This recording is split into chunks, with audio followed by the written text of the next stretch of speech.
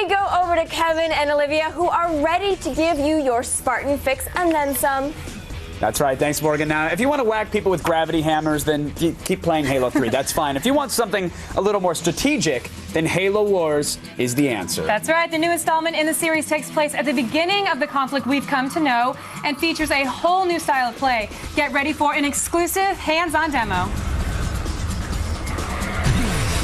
What do you do after completing one of the most successful video game trilogies of all time?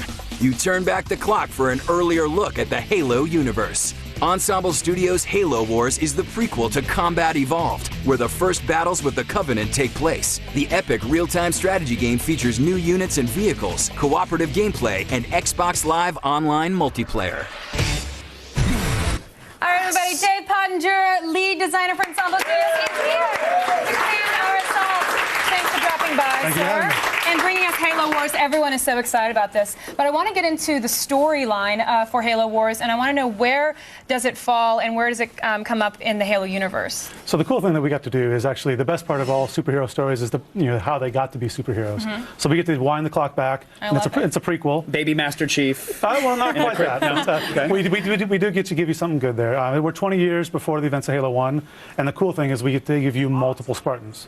It's back when the Spartans were a true force, and a bigger army, and Master Chief, he's cool and all that. He's doing some stuff in the other part of the galaxy. Managing just one unit on the field and trying to charge a base would be a little interesting too. I think you need more than one for an RTS. Yes, exactly. Why go the RTS route exactly? I mean, everybody knows Halo as the first-person shooter, even though it originally was supposed to be this RTS. Why take it there?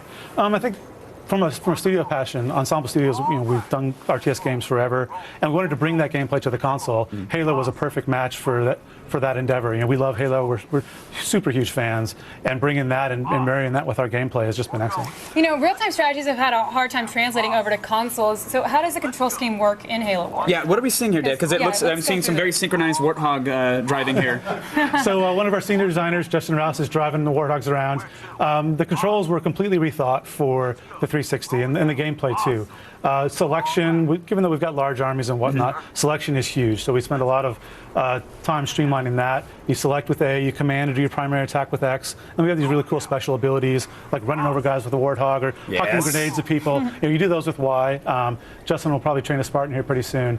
And Spartans have the best special ability in the game. They can jack enemy vehicles. So we'll show that off here in a little bit as we train that. You can see the base is there, which is the center of operations on the planet for the UNSC. Now, so like that group select there, real quickly, there was no click and drag or press and drag of the button. So how do you go between single unit, multiple unit, entire screen It's real simple. You move the crosshair over a single unit, you press A, you get that one. You press down on A and you get a paintbrush, and anything that unit touches, or that paintbrush touches, will be selected. Okay. Then we have a couple of really handy buttons. The left bumper and right bumper do all army and local army on the screen. Do you believe this will finally silence all the naysayers who say you can't have an RTS game with a console controller? I think so. And to do that, it's not a port. Right. We built it from the ground up for the 360. It's customized for that. We've streamlined the gameplay and boiled it down really to the essentials of RTS. Now, one of the essentials of any real-time strategy game, of course, resource management. What do you do in Halo? Yeah, what resources? Well, so it's an ensemble game. We've done all the Age of Empires games, so the balance between guns and butter, economy and military is always an important thing. We always choose butter, by the way. Well, who doesn't like butter? Delicious. And bacon. Yes. Turkey bacon's the best. So the resources are streamlined down. There's one resource in the game, but that continual investment in economy is there throughout the game. But the big focus is on combat. It's Halo. People want to blow stuff up. Exactly. We want to show off big, large army, epic combat, and that's really where you want to spend your time. Now, I want to ask about the campaign. Will the Covenant be playable in single-player mode? Not in the campaign, but we did just announce that Covenant are playable in the game in skirmish mode. So you'll be able to get your evil side on as you play. Very nice. Very cool. And what about the UNSC Marines and the Covenant? Are they the only two factions that we'll be seeing in the game? Those are the only two playable ones. Justin's jacking a couple of wraiths here. That's pretty cool to watch. Nice. So we do have those playable. The campaign follows the story of this ensemble crew of the Spirit of Fire as they battle the evil Covenant. And then in skirmish mode, you can play UNSC or Covenant. Now, what are these units we're seeing on the screen right now? So Justin's driving a couple of big, nasty Scorpions. We've got some Marines there. You see, we've got the Wraith that we jacked, has the Spartan head over it, so there's a Spartan inside of it. And now we've engaged in this huge big battle, and Justin will probably call on the Spirit of Fire to help us out here. And that Spartan There- and he helmet just above the did. unit, the Spartan helmet above the unit, that signifies that, hey, this is now a vehicle under your control. Color scheme changes that, to... that has a Spartan in it. I mean, Spartans are great combat units, but they drastically buff the abilities of all the vehicles that they're in. Now, how much freedom do you guys have as the developers when it comes to developing new unit types and new vehicles? I mean, are you beholden Because to there's a lot of new ones, right? Right, and what we need to sit down and look at the game. You'd expect from the first-person shooter side, the Covenant would be really well fleshed out, and they are. They're actually pretty easy. The UNSC, as it happens, was the harder one to do. Right. Bungie's been great. We work with them closely, but it is our game. You know, we are fleshing out the units that we need. We've added a couple melee units to the game to really give it that RTS vibe. Now, I'm right to say that a lot of these locations look pretty familiar from the previous Halos?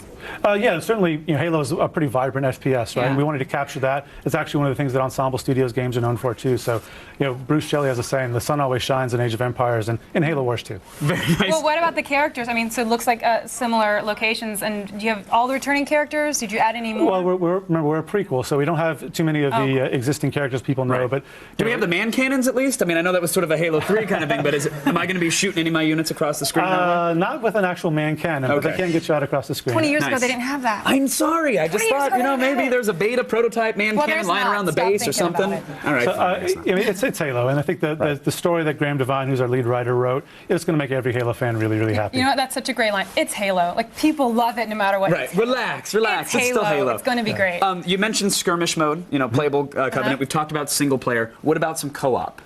Yeah, so the campaign is playable in co-op, which is pretty cool. That's incredible. It's been designed with that in mind. And then obviously skirmish play, you can team up with a buddy locally or over live. Now, how is the co-op going to work? Are we sharing resources as a single team, or is it two different entities both playing together? It depends. You can play actually true co-op where you do share things, but you can play just on the same team as well, and have different economies and whatnot. That's great. Now, when can fans start sleeping outside their local Best Buys and GameStop? Yes. Well, they can do that tomorrow, but it'll be a long wait.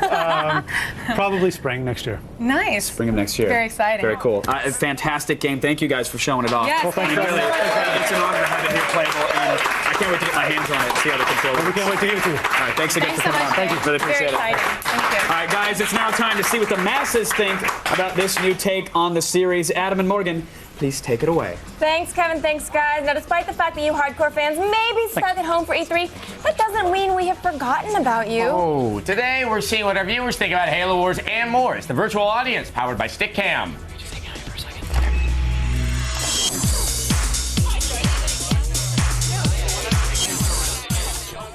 All right, joining us first tonight is Brent from Florida. What is on your mind, Brent?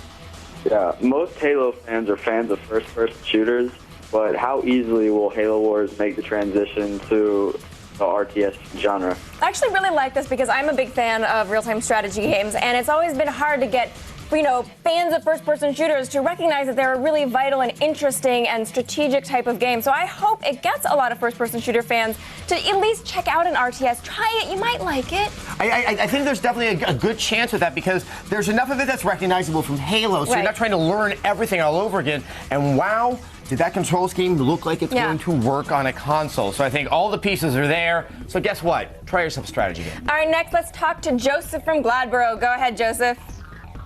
Microsoft shocked us all when they announced Final Fantasy 13 for the 360. Is there any chance we'll see Halo Wars for the PlayStation 3? No. Halo is a franchise that's incredibly associated with Microsoft. Yes. It just wouldn't even make any sense. I don't think that my brain would comprehend such a crossover. Right, and it's also it's published by Microsoft, Right, I which mean- and that's the thing. Remember, Final Fantasy is published by an independent third party, which is Square Enix. They have a little more latitude about how to make those decisions.